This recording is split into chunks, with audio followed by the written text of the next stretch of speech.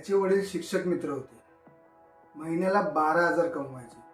आता या 12,000त घर चालवायचं की मुलाच्या क्रिकेटपटू बनण्याच्या स्वप्नांना बळ द्यायचं काहीच कळत नव्हतं. पण नातवाच्या मागे आजोबा उभे राहिले. मिळणारी सर्व पेन्शन त्यांनी मुलाच्या स्वप्नांसाठी खर्च केली. सर्व काही सुरळीत सुरू होतं.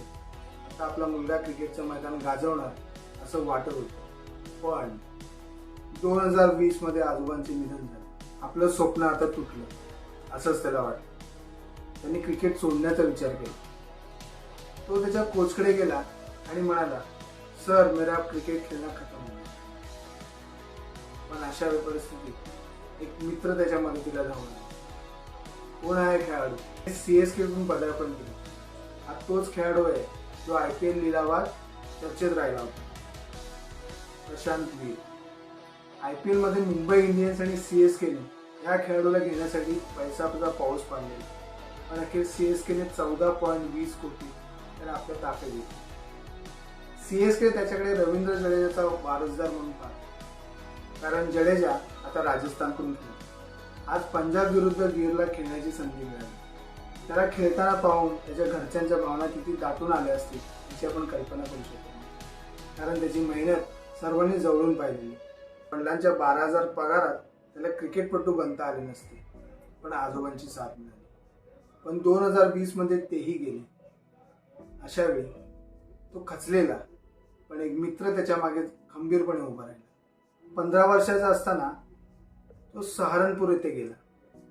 क्रिकेटच्या चांगल्या सुविधा तिकडे होत्या, पण आर्थिक परिस्थिती काय खास नव्हती. अशा वेळी रक्षित गर्ग हा मित्र त्याच्या सोबतीला उभा राहिला. त्यालाही क्रिकेटपटू बनायचे होते. दोघेही सायकलवरून 15 किलोमीटर रोज प्रवास करायचे. रक्षित हा एका पान टपरी चालवणाऱ्याचा मुलगा होता. रक्षितला काही कारणास्तव क्रिकेटपटू बनता आले नाही.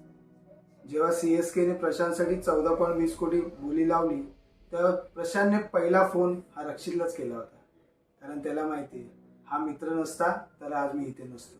प्रशांतचा CSK पर्यंत प्रवास तितका सोपा नव्हता. उत्तर प्रदेश संघाकडून विविध वयोगटातील स्पर्धांमध्ये त्याला खेळण्याची संधीच मिळत नव्हती. त्यांनी अन्य राज्यातही जाऊन ट्रायल दिल्या, पण UP T20 लीगने त्याच्या आयुष्याला कलाटणी मिळाली. सातत्यपूर्ण कामगिरी करून आणि धावांचा पाऊस पाडून त्यांनी सर्वांचे लक्ष दिले. चेन्नईसह मुंबई इंडियन्सही त्याला आपल्या ताफ्यात घेण्यासाठी सज्ज होते. CSKला रवींद्र जडेजाची रिप्लेसमेंट झाली, म्हणून CSKने जरा जास्तच जोर लावला. प्रशांतची ही स्टोरी तुम्हाला कशी वाटली?